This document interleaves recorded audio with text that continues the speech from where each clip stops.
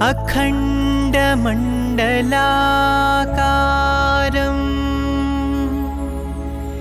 व्याप्तं येन चराचरं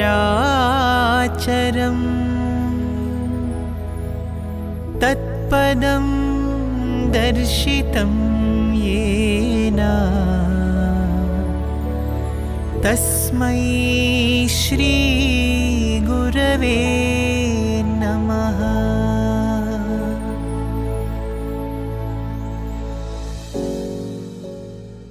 భగవాన్ ఒక కుటుంబానికి ఇంటర్వ్యూ ప్రసాదించి ఆశీర్వదించారు. పెద్దలతో మాట్లాడుతూ సలహాలిస్తున్నారు. వారితో వచ్చిన చిన్న పిల్లవాడి వైపు తిరిగి నువ్వేమైనా అడుగుతావా అన్నారు. తల్లిదండ్రులకు ఆశ్చర్యం కలిగేలా ఆ పిల్లవాడు, స్వామీ, మీకు ఇష్టమైన కారు ఏది అని అడిగాడు. మెరిసే కళ్లతో స్వామి జవాబు చెప్పారు, మారిస్ మైనర్. కొన్ని నిమిషాల పాటు స్వామి తాను డ్రైవింగ్ లైసెన్స్ ఎలా సంపాదించారో, తాను ఎలా డ్రైవ్ చేస్తారో వర్ణించి చెప్పారు. పిల్లవాడు ఆశ్చర్యంగా వింటున్నాడు. ఉన్నట్టుండి స్వామి, నన్ను నీ కార్ డ్రైవ్ చేయనిస్తావా అని అడిగారు. బాలుడు ఎంతో ఆనందంగా నవ్వుతూ, తప్పకుండా స్వామి అన్నాడు. భగవాన్ ముందుకు వంగి బాలుడి గుండెని తాకి, నీ హృదయమే కారు, నేను డ్రైవర్ని అన్నారు. सारथी तू बाबा, शंख मैं हूँ तुम्हारा. అదే అభయం అర్జునుడికి ఇచ్చి పార్థసారథి అయ్యారు. దైవం సారథి కావడమనేది వేదాంతపరంగా ఎంతో ప్రాముఖ్యత ఉన్న ప్రతీక. आत्मानं रथिनं विद्धि शरीरं रथमेव तु बुद्धिं तु सारथिं विद्धि मनः प्रग्रहमेव च. శరీరం రథమని, ఇంద్రియాలు గుర్రాలని, బుద్ధి రధికుడని కఠోపనిషత్తు పేర్కొంటుంది. భగవద్వాణి బుద్ధిని నడిపించడమే భగవంతుడు రధికుడనే మాటకు ప్రతీక. పరమాత్మ గురుస్థానం అలంకరించినప్పుడు మాత్రమే అలా జరుగుతుంది. సందేహం లేదు. అందుకే 1958లో ప్రపంచానికి తన సందేశాన్ని వ్యాప్తి చేసే మాసపత్రికను ఆరంభిస్తూ భగవాన్ ఆ పత్రికకు సనాతన సారథి అని పేరు పెట్టారు. అది పేరు పెట్టడం కాదు, తమ మధ్యనే సనాతన సారథి ఉన్నాడని ప్రపంచానికి ప్రకటించడం. స్వామి మాసపత్రికకు రాసిన తొలి వాక్యాలు, ఈరోజు స్వార్థపరత్వానికి సేవకులైన అసత్యం, అన్యాయం, క్రూరత్వం, చెడులకు విరుద్ధంగా ఉద్యమించడానికి సనాతన సారథి బయలుదేరుతోంది. వేదాలు, ఉపనిషత్తులు, శాస్త్రాలే దాని సైన్యం. లోక సంక్షేమమే దాని లక్ష్యం.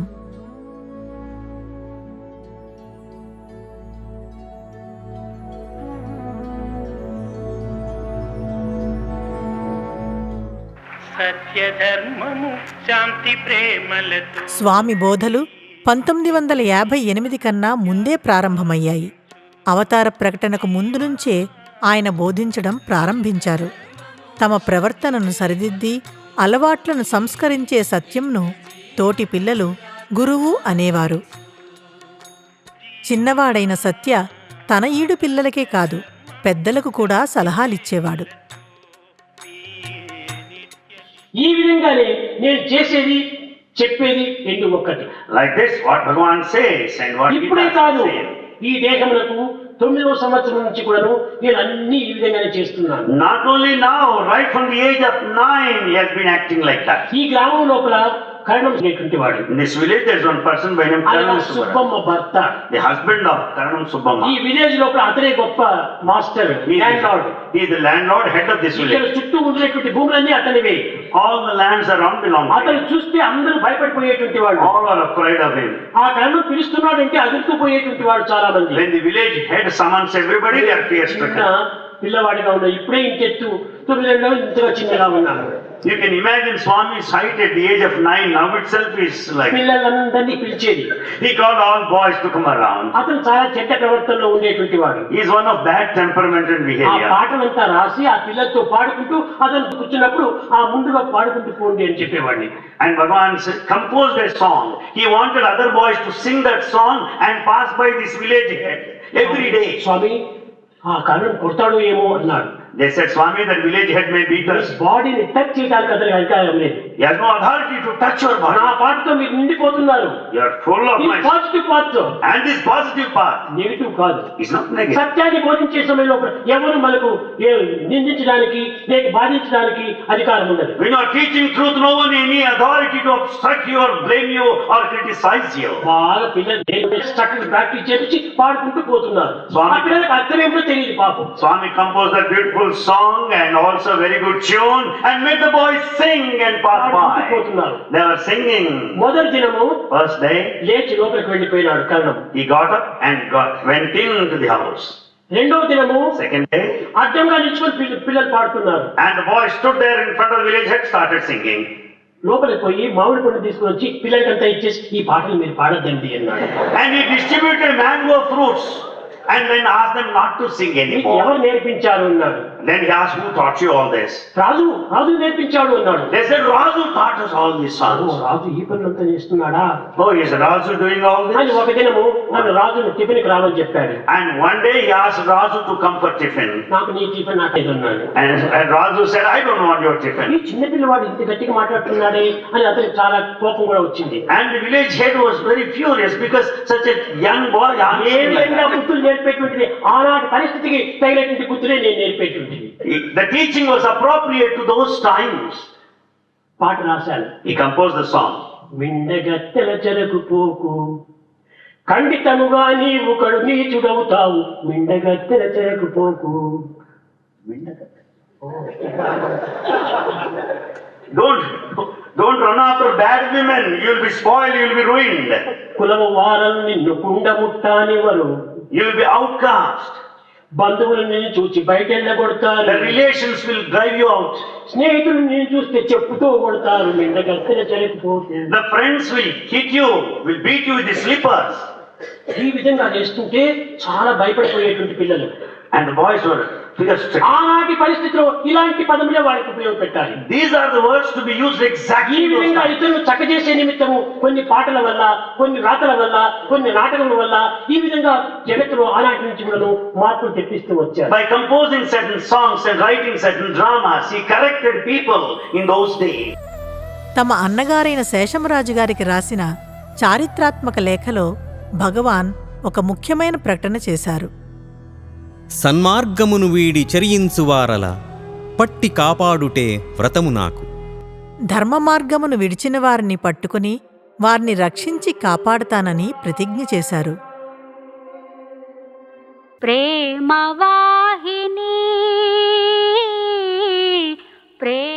ఉరవకొండలో తమ పొరుగున ఉండే నారాయణ శాస్త్రి అనే పండితుడికి తమ సర్వజ్ఞతను రుచి చూపించారు. ఒక రోజున స్వామి, ఆ నారాయణ శాస్త్రిని పిలవండి, హంసగీతను తప్పుగా వ్యాఖ్యానిస్తున్నాడు అన్నారు. ఆ మాట చెబితే పండితుడు ఆగ్రహంతో ఊగిపోయి సత్యకు వినయం నేర్పాలనుకున్నాడు. కాని హంసగీతలోని అతి క్లిష్టమైన శ్లోకాలను సత్య వివరిస్తుంటే నోట మాట రాక సాష్టాంగపడ్డాడు. నిజమైన పాండిత్యపు తేజస్సును గుర్తించాడు. చాలా ఏళ్ల తరువాత తమ అవతారాన్ని వర్ణించే ఒక పద్యంలో స్వామి, కాల సందిగ్ధ విగ్రహ సూక్తులయ్యుంట, కాల సందిగ్ధ విగ్రహ సూక్తులయ్యుంట, భాషార్థ గుప్తము పలుకు కొరకు. ఒకమారు చిన్ని సత్యను నీవెవరని తండ్రి గద్దించి అడిగినప్పుడు తాను గురువులకే గురువునని సత్య మరోమారు సంకేతమిచ్చాడు. నేను సాయిబాబాను అని పిల్లవాడైన సత్య ప్రకటించాడు. నిర్ఘాంతపోయిన తండ్రి నీతో ఎలా వ్యవహరించాలి అని అడగగా, గురువులకు మంగళప్రదమైన గురువారాల్లో నన్ను పూజించండి అని ఎంతో ప్రశాంతంగా సత్య బదులు చెప్పాడు. తుదకు అన్ని తెరలు తొలగించి సాధికారికంగా తన అవతార ప్రకటన చేశాడు. మానస భజరే గురుచరణం. ఓ మనసా, సంసార సాగరాన్ని దాటడానికి గురు చరణములను భజించు అని పాడారు.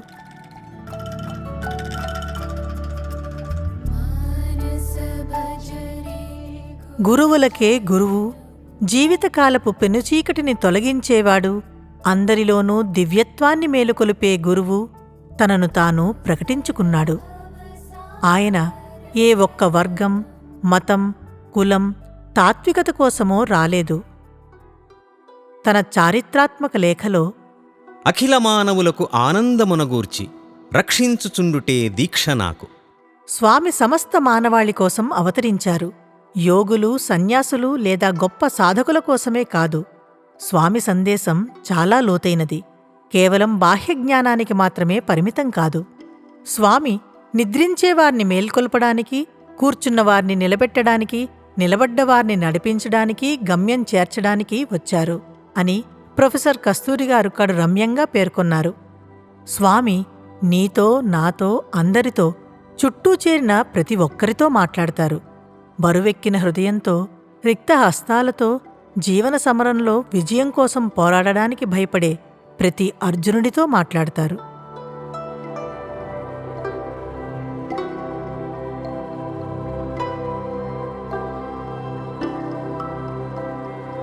(1947) కరూర్లో జరిగిన బహిరంగ సభలో స్వామి మొట్టమొదటి దివ్యోపన్యాసం అనుగ్రహించారు. అటు పిమ్మట వేలాదిగా దివ్యోపన్యాసాలు ఇచ్చారు. సనాతన సారథి మాసపత్రిక ద్వారా భగవాన్ పుంఖానుపుంఖాలుగా అందించిన రచనల సంకలనాలు గ్రంథాలుగా వెలువడ్డాయి. అవే ఆధ్యాత్మిక ఖజానాలనతగ్గా శ్రీ సత్యసాయి వాహినులు. ప్రతి ఒక్క దివ్యోపన్యాసం, రచన ఒక ఉపనిషత్తు. మానవాళి ఆశించే సకల విజ్ఞాన సారాన్ని నింపుకున్న భాండాగారం. అవి స్పృశించని ఆధ్యాత్మిక విషయమంటూ లేదు.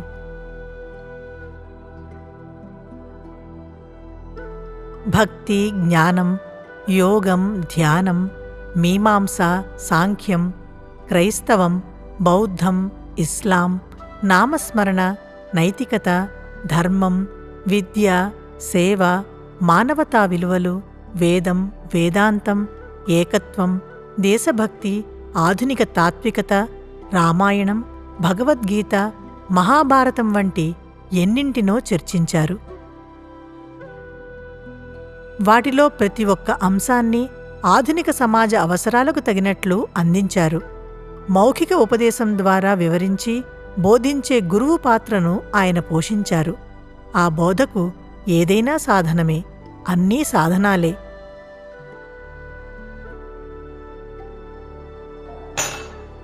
ఇక్కడ శబ్దం వచ్చింది. Here you listen to the sound. Current ఉండినప్పుడే బల్బులన్నీ వెలుగుతూ ఉన్నాయి. When there's current, the light bulbs burn. ఇది దైవ హృదయ పుష్పము. God is the real flower. పూర్తి విప్పి ఇదంతా చూసుకో, ఇది కచ్చి అంటాం. ఇది నిజమైన awareness. Only when we fully open it and then say it is kerchief, then it is కానీ kerchief. ఇప్పుడు ఇందులో ఉన్నటువంటి జలమునకు ఆకారం లేదు. Water in the tumbler has no form. కానీ ఈ జలమును ధరించినటువంటి యొక్క టంబ్లర్కు స్వరూపం ఉన్నది. But the container here, tumbler, has a form. భగవాన్ రమణ మహర్షి శిష్యులైన స్వామి అమృతానంద 85 ఏళ్ల వయస్సులో స్వామిని దర్శించుకున్నారు. దాదాపు 5 దశాబ్దాలుగా ఆయన సన్యాస దీక్షలో ఉన్నారు. శాస్త్రాలు అధ్యయనం చేస్తూ ఎన్నో ఏళ్లు హిమాలయాల్లో నియమనిష్టలతో గడిపారు. స్వామి ఆయనకు ఇంటర్వ్యూలు ప్రసాదించినప్పుడు ఆయన అసంఖ్యాకంగా ఆధ్యాత్మిక సంబంధమైన ప్రశ్నలు సంధించారు.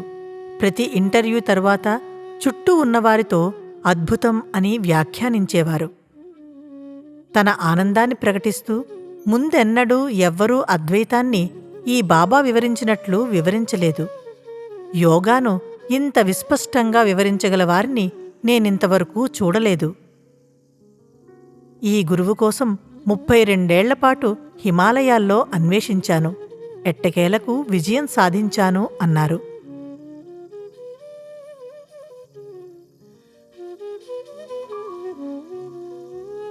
అద్వైతం గురించి భగవాన్ స్వామి అమృతానందకు ఏమి బోధించారో తెలియదు కాని నిగూఢమైన ఆ సత్యాలను చిన్నపిల్లలకు బోధించడానికి ఏమాత్రం వెనుకాడలేదు.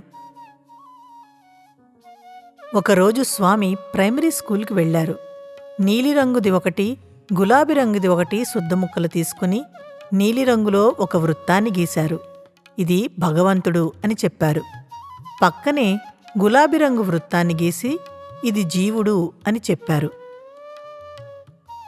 ద్వైతం అంటే ఇదే. తరువాత మరొక నీలి వృత్తాన్ని గీసి దాని లోపల గులాబీ రంగు వృత్తాన్ని గీసి ఇదే విశిష్టాద్వైతం అని చెప్పారు. మరొకమారు నీలిరంగు వృత్తాన్ని గీసి దానిమీదనే గులాబీ రంగు వృత్తాన్ని గీశారు. అది అద్వైతం అని చెప్పారు.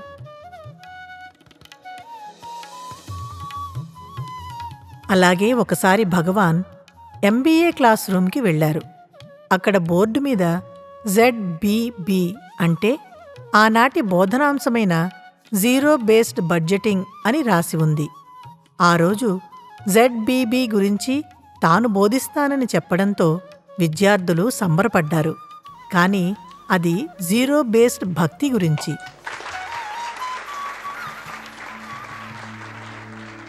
పీటర్ డ్రుక్కర్ అనేటువంటి వాడు ఈ బిజినెస్ మేనేజ్మెంట్ విషయం లోపల అనేక స్వామి మొదట గత ఏడాది ఖర్చు, ఆస్తులు, అప్పుల మీద ఆధారపడే సాంప్రదాయిక బడ్జెటింగ్ విధానం మాదిరిగా కాక ప్రతి బడ్జెట్ సున్నాతో మొదలుపెట్టే ఒక నిర్వహణా విధానమే జీరో బేస్డ్ బడ్జెటింగ్ అని వివరించారు. ఆ తరువాత స్వామి ఆ విధంగానే మనం జీరో బేస్డ్ భక్తిని అభ్యాసం చెయ్యాలి.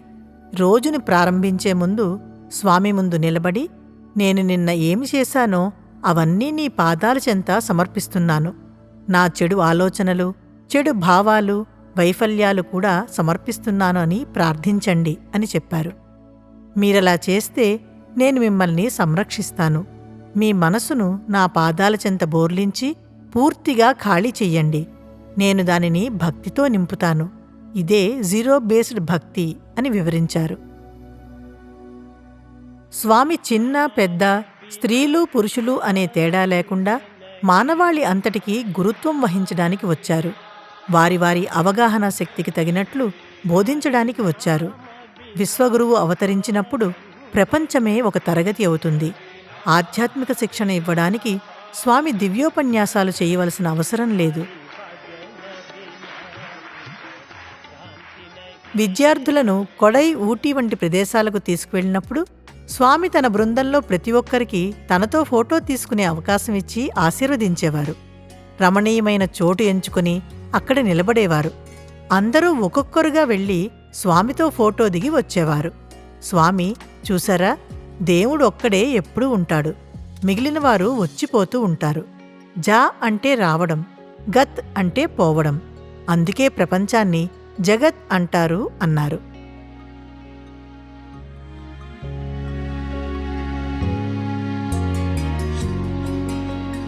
విద్యార్థులతో కలిసి బస్సులో వెళ్తూ ముందు ఖాళీగా వెళ్తున్న కారుపై భక్తులు పూలవాన కురిపించడం చూడమని చెప్పి, చూశారా, స్వామి సాంగత్యం వల్ల కారు కూడా పూజలు అందుకుంటోంది అనేవారు. వారికి బాగా అర్థమవ్వడానికి కాస్త హాస్యం జోడించి, కానీ నేనిక్కడ మీ అందరితో కలిసి కూర్చోవడం వల్ల నాకు రావాల్సిన మర్యాద, పూజ నాకు దక్కడం లేదు. చెడు సావాసం ఫలితమిది అని చెప్పేవారు. Krishna is not one who modifies what he wants to say. ఒక ఏడాది స్వామి విశ్వవిద్యాలయ స్నాతకోత్సవం నాడు ఒక నాటక ప్రదర్శన కోసం సన్నాహాలు చేస్తున్నారు. కొన్ని ముఖ్య దృశ్యాలలో మహాభారతం కథలోని పాండవుల పాత్రలుంటాయి. ఒకరోజు ఆ నాటకంలో పాత్రల దుస్తులు, కిరీటాలు, ఆభరణాలు సరిచూసేందుకు పాత్రధారులైన పిల్లలను ఇంటర్వ్యూ గదికి పిలిపించారు. పిల్లలు అవి ధరించేందుకు చాలా సమయం పట్టింది. అయినా స్వామి ఓపికగా వేచి చూస్తున్నారు. తరువాత అవి తీసేసి తిరిగి తమ తెల్ల దుస్తులు వేసుకోవడం నిమిషాల్లో పూర్తయింది. స్వామి విద్యార్థులతో, మీరు గమనించారో లేదో, కాస్ట్యూమ్స్ ధరించడానికి మీకు బాగా సమయం పట్టింది, కానీ చాలా త్వరగా విడిచేశారు. బంధాలు కూడా అంతే. తగిలించుకోవడానికి చాలా ప్రయత్నం కావాలి, వదిలేయడం ఎంతో సులభం అన్నారు. ఆధ్యాత్మిక పాఠాలు బోధించడానికి ఏ అవకాశాన్ని స్వామి విడిచిపెట్టేవారు కాదు. మంత్రోపదేశం కోరి తన వద్దకు వచ్చేవారిని స్వామి ఏనాడూ ప్రోత్సహించలేదు. మీకు ఇష్టమైన దైవం నామాన్ని స్మరించండి. నామస్మరణ ఈ కలియుగానికి తగిన సాధన అంటారు. ఒకసారి ప్రొఫెసర్ కస్తూరిగారు కాశీలో ఉన్న సమయంలో స్వామి నుండి మంత్రదీక్ష పొందాలనుకున్నారు. స్వామి తనను ఆశీర్వదిస్తారనే ఆశతో గంగలో పవిత్ర స్నానం చేసి ఉపవాసమున్నారు. భోజనం వేళ స్వామి కస్తూరిగారిని తన పక్కనే కూర్చుని తినమని బలవంతం చేశారు. ముఖం చిన్నబుచ్చుకుని పక్కన కూర్చున్న కస్తూరికేసి తిరిగి, ఏమైంది, అలా విచారంగా ఉన్నావే అని అడిగారు స్వామి. దుఃఖంతో పూడుకుపోయిన గొంతుతో కస్తూరి ఎలాగో, స్వామి, మంత్రం అన్నారు. స్వామి, మంత్రంతో ఏం చేస్తావు అని అడిగారు. సాధన చేసి మీకు చేరువవుతాను స్వామి అన్నారు కస్తూరి. తన భుజంకేసి దాని తగులుతున్న కస్తూరి భుజంకేసి చూస్తూ స్వామి మృదుస్వరంతో, ఇంకా ఎంత చేరువుగా కస్తూరి అని అడిగారు. మంత్రం ఇవ్వడానికి నిరాకరించడమే కాదు, మంత్రంతో సాధించగలిగిన దానికన్నా ఎన్నో రెట్లు ఎక్కువైన ఆశీస్సు ఆయనకు ఆసరికే లభించిందని కస్తూరిగారికి గుర్తు చేశారు స్వామి. సకృత్తుగా భక్తులకు మంత్రోపదేశం చేసిన సందర్భాలు కూడా ఉన్నాయి. 1965లో ఉపనయనం సందర్భంగా 400 మంది వటువులు ఆ అదృష్టం పొందారు. ప్రతి ఒక్కరి చెవిలో స్వామి బ్రహ్మోపదేశం చేశారు. 1986లో గురుపూర్ణిమ నాడు దివ్యోపన్యాసం అనుగ్రహిస్తూ భగవాన్ అక్కడున్న వారందరికీ పంచాక్షరీ దీక్ష ఇవ్వనున్నట్లు ప్రకటించారు. ఈ గురు పౌర్ణమి దినము ఏ అష్టాక్షర నామము ఉపదేశించడానికి నేను పూనుకోలేదు. ఏ పంచాక్షర నామాన్ని మీకు ఉపదేశించడానికి నేను సిద్ధముగా లేను. ఏ ఉపనిషత్తులో, ఏ భగవద్గీతలో, ఏ విధమైన బ్రహ్మసూత్రాలో చదవమని నేను బోధించడం లేదు. ఈ పంచాక్షర నామం ఒకటి ఉండాలి, దేవుడు ఉన్నాడు. ఈ 5 అక్షరాల నామాన్ని మీరు ప్రధానంగా తీసుకోండి. దేవుడున్నాడు. ఈ యొక్క విశ్వాసమును మనము నిరంతరం కూడాను చింతిస్తూ, భావిస్తూ, ఆచరిస్తూ, ఆనందిస్తూ, అందిస్తూ ఉంటే ఇంతకంటే లోకం యొక్క కళ్యాణం మరొకటి. ఆ ప్రసంగంలోనే స్వామి 8 రకాల గురువులను గురించి వివరించారు. బోధగురువు శాస్త్రాలు బోధిస్తాడు. వేదగురువు వేదాల అంతరార్థాన్ని తెలియచెప్తాడు. నిషిద్ధ గురువు క్రతువులు విధులకు సంబంధించిన జ్ఞానాన్ని, కామ్యగురువు సత్కార్యాచరణ చెయ్యమని బోధిస్తారు. వాచక గురువు యోగ విద్య బోధించి శిష్యుణ్ణి ఆధ్యాత్మిక జీవనానికి సిద్ధం చేస్తాడు. సూచక గురువు నియమనిష్టలతో ఇంద్రియాలను అదుపులో ఉంచుకోవడం ఎలాగో బోధిస్తాడు. కారణ గురువు జీవాత్మ పరమాత్మల ఏకత్వాన్ని ఎరుకపరుస్తాడు. విహిత గురువు సందేహాలు తీర్చి మనసును పవిత్రీకరించి ఆత్మసాక్షాత్కారం పొందడం ఎలాగో చూపుతాడు. ఈ అన్ని అంశాలు తనలో ఇముడ్చుకున్న భగవాన్ మన గురువు కావడం మన సౌభాగ్యం.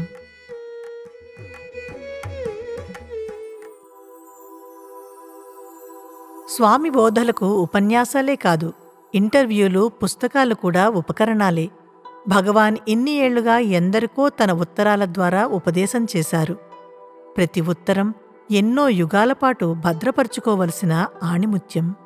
అమూల్యమైన ఈ లేఖలో స్వామి మనలోని దివ్యత్వాన్ని వివరించి దానిని చేరుకోవడానికి భక్తియే మార్గమని అన్నారు. దేహం, మనసు లేదా ఆత్మలుగా మీరొక స్వప్నం. వాస్తవంలో మీరు అస్తిత్వం, జ్ఞానం, ఆనందం. మీరు ఈ విశ్వానికి దైవం. అనంతమైన విశ్వ వ్యక్తిత్వాన్ని పొందాలంటే దయమైన వ్యక్తిత్వపు బందీకాన తొలగిపోవాలి.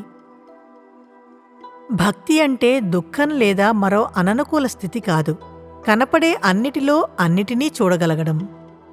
స్వామి భక్తులకు, విద్యార్థులకు ఇంగ్లీష్లో, తెలుగులో, ఒక్కోసారి తమిళంలో, కన్నడంలో వందలాదిగా అటువంటి లేఖలు రాశారు. ఎన్నో భాషల్లోకి తర్జుమా అయిన స్వామి బోధల ద్వారా లక్షలాది మంది జ్ఞానోదయం పొందుతున్నారు. వాటిలో వారొక ఆధ్యాత్మిక మార్గదర్శిని కనుగొంటున్నారు. కానీ స్వామి బోధలు మాటలకే పరిమితం కాలేదు. భగవాన్, నేను నాట్యాచారుణ్ణి, నటరాజును, మీరంతా నా శిష్యులు. మీకు నాట్యంలో ప్రతి అడుగు నేర్పడంలోని కష్టమేమిటో నాకు మాత్రమే తెలుసు. గురువు తరగతి గదిలో గణితం, చరిత్ర, రసాయన శాస్త్రం వంటి పాఠాలు బోధించి వెళ్ళిపోయే గురువులాంటివాడు కాకూడదు. ఆధ్యాత్మిక గురువు తాను విద్యార్థులు ఏమి చెయ్యాలని ఆశిస్తాడో అది స్వయంగా చేసి చూపే డ్రిల్ మాస్టర్లా ఉండాలి.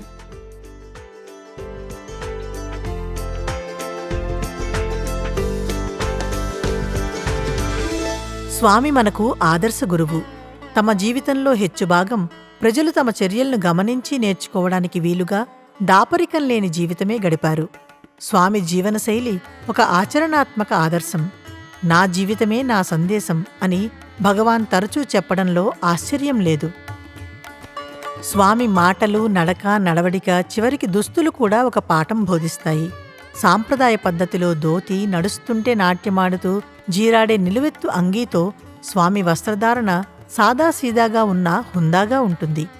ఒక సందర్భంలో పిల్లలకు వస్త్రధారణ గురించి చెబుతూ స్వామి, మీ వస్త్రధారణ ఎలా ఉండాలంటే పేదవాడు మిమ్మల్ని సహాయం అడగడానికి సందేహించకూడదు, ధనికులు మిమ్మల్ని కలవడానికి ఇబ్బంది పడకూడదు. తనదైన నిరాడంబర శైలిలో స్వామి తమ బోధను సజీవంగా కళ్ల ముందు నిలిపారు. సమతుల్యమే దీనికి ఆధారం. దేహ సంరక్షణ, పోషణల మధ్య స్వామి చూపిన సమతౌల్యత మనం దేహం కాకపోయినా కర్తవ్య నిర్వహణ కోసం దేహాన్ని సంరక్షించుకోవడంపై శ్రద్ధ చూపాలని తెలియజేస్తుంది. శరీరమాద్యం ఖలుధర్మ సాధనం. దేహ సౌందర్యం మీద వ్యామోహం లేకుండా చూడ చక్కగా ఉంచుకోవడం సమాజానికి మనమిచ్చే గౌరవం.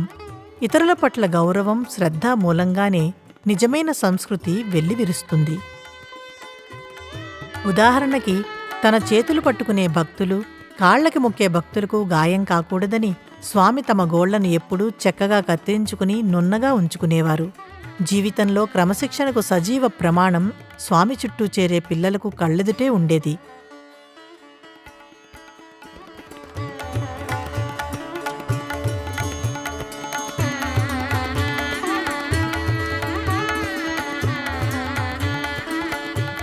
ఆధునిక కాలంలో సుస్థిర జీవనం, కనీస అవసరాలతో జరుగుబాటు ఎందరికో ఊతపదాలయ్యాయి.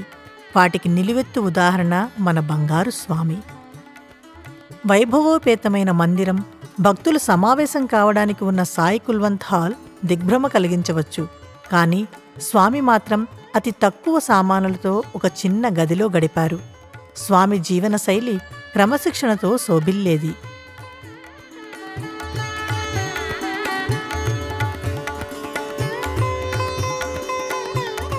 స్వామి సాత్విక ఆహారం తీసుకునేవారు. స్వామి ఆహారపు అలవాట్లు బాగా తెలిసిన భక్తులొకరు స్వామి చాలా తక్కువ తింటారు, కానీ ఎప్పుడు చూసినా ఉత్సాహంగా చురుకుగా ఉంటారు. స్వామికి ఆ శక్తి పంచభూతాల నుంచి వస్తుంది కాబోలు అని వ్యాఖ్యానించారు. అది హిమాలయ యోగులకు సాధనతో సిద్ధించిన ప్రక్రియ. భగవాన్ వెంటనే అతని మాటలను సరిదిద్దారు. పంచభూతాల నుంచి నేను శక్తి తీసుకోవడం కాదు, పంచభూతాలకు శక్తినిచ్చేది నేనే అన్నారు.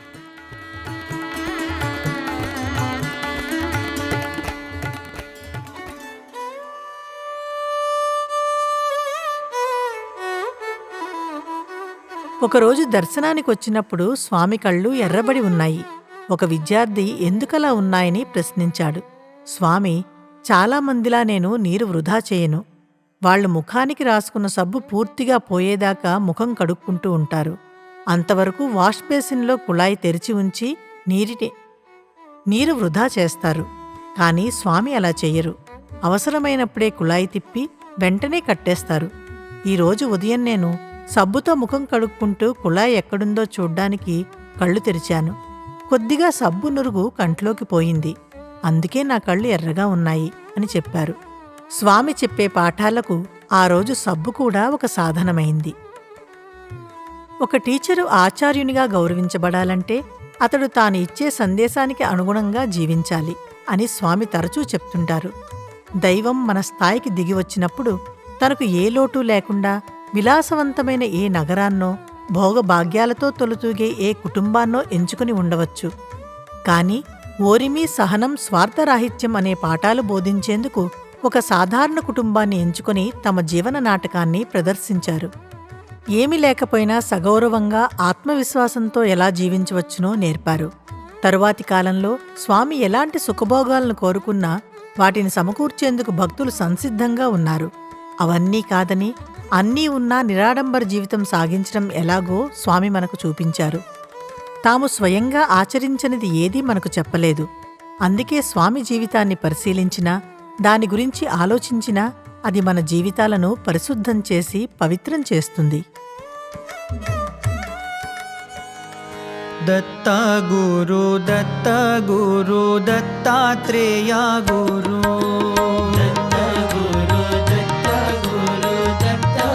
ఒకసారి కొందరు విద్యార్థులతో మాట్లాడుతూ స్వామి త్రిమూర్తి స్వరూపమైన దత్తాత్రేయుని గురించి వివరించడం మొదలుపెట్టారు. భక్తులను అనుగ్రహించే ముందు తాము వారినెలా కఠిన పరీక్షలకు గురిచేస్తారో తెలిపారు. నేనే దత్తాత్రేయుడను, పరీక్షించడం నా అభిరుచి అని గంభీరంగా ప్రకటించారు. అంతకు కొన్నేళ్ల క్రితమే ఊటీ వెళ్తూ స్వామి పోలరాయిడ్ కెమెరాతో ఫోటో తీయించుకున్నారు. అందులో పడినది కాషాయాంబరంతో ఉండే స్వామి ఫోటో కాదు, అది 3 ముఖాలు, స్వామి ముఖాన్నే పోలి ఉన్న దత్తాత్రేయుని ఫోటో. అందులో స్వామి ఒక గోమాతపైన తన మోచేయి ఆనించి ఉన్నారు. ఇదే నా నిజస్వరూపం అని స్వామి వెల్లడించారు.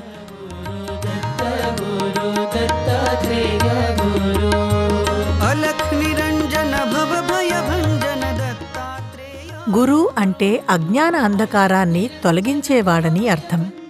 గురి అంటే జీవిత లక్ష్యాన్ని తెలియజెప్పేవాడే గురువు అంటారు స్వామి.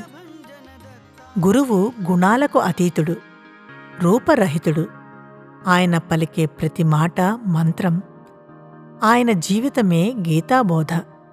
దక్షిణామూర్తిలా ఆయన తన మౌనం ద్వారా కూడా జ్ఞానబోధ చేయగలరు. పరమాత్మ మన గురువుగా మనతోనే ఉన్నారు. మన లక్ష్యానికి చేర్చే సారథి ఆయనే.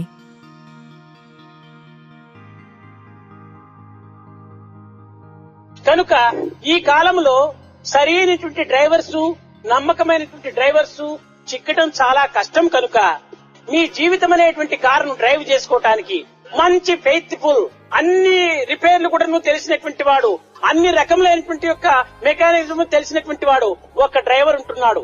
ఇతన్ని మీరు డ్రైవింగ్ కింద తీసుకుని పోండి, తప్పక మీ యొక్క కారు కానీ మీ జీవితానికి కానీ ఏ విధమైనటువంటి ఇబ్బందులు లేకుండా తప్పక మీ జీవితం అనేటువంటి ప్రయాణాన్ని సుక్షేమంగా జరుపుకోవచ్చు. ఎట్టి రోడ్లు అయినా కూడా ప్రమాదం లేకుండా కూడా డ్రైవ్ చేస్తాడు. ఏ మధ్య లోపల ఏ విధమైనటువంటి బోల్ట్స్ నట్లో పోయినా కూడా అప్పటికప్పటికే తీసి దాన్ని వేసేసేస్తాడు. కనుక మీరు నేర్చుకుని పోవలసినటువంటిది అన్నింటికంటే ప్రధానమైనటువంటిది మీ జీవితానికి. ఆనాడు అర్జునుడు కృష్ణుడిని డ్రైవర్ గా పెట్టుకున్నాడు.